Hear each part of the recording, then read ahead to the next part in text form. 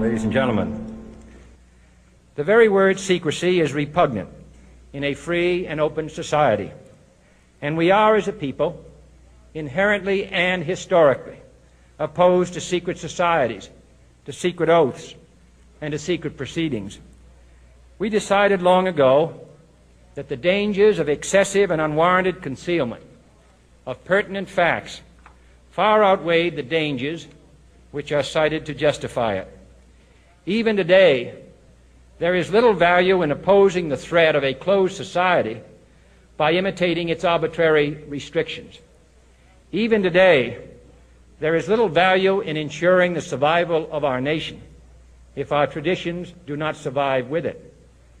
And there is very grave danger that an announced need for increased security will be seized upon by those anxious to expand its meaning to the very limits of official censorship and concealment. That I do not intend to permit to the extent that it's in my control.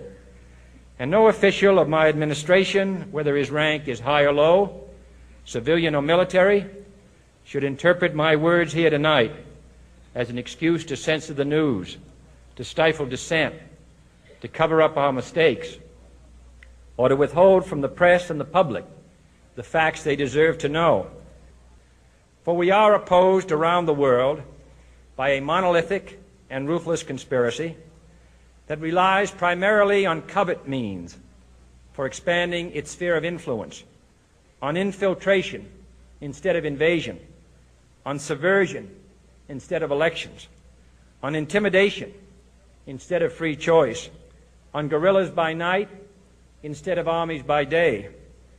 It is a system which has conscripted vast human and material resources into the building of a tightly knit, highly efficient machine that combines military, diplomatic, intelligence, economic, scientific, and political operations.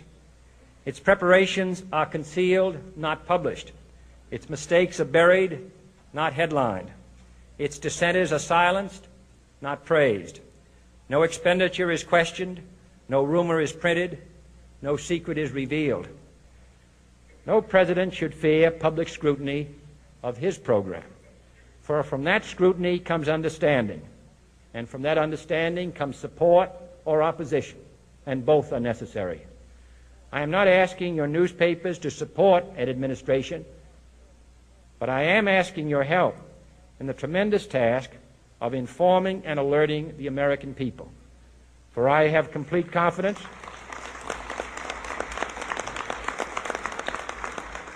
in the response and dedication of our citizens whenever they are fully informed. I not only could not stifle controversy among your readers, I welcome it. This administration intends to be candid about its errors.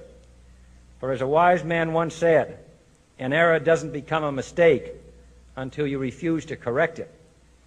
We intend to accept full responsibility for our errors, and we expect you to point them out when we miss them.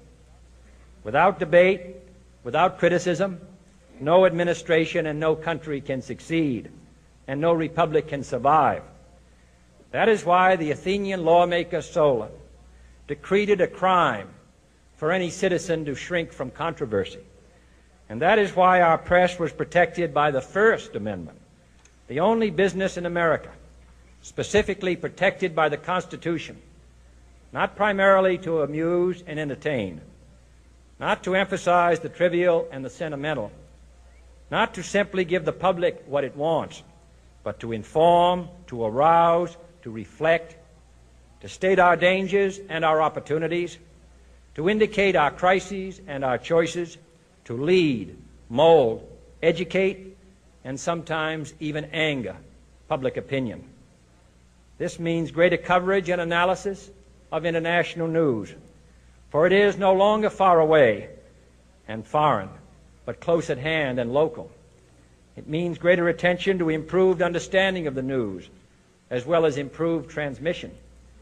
And it means, finally, that government at all levels must meet its obligation to provide you with the fullest possible information outside the narrowest limits of national security.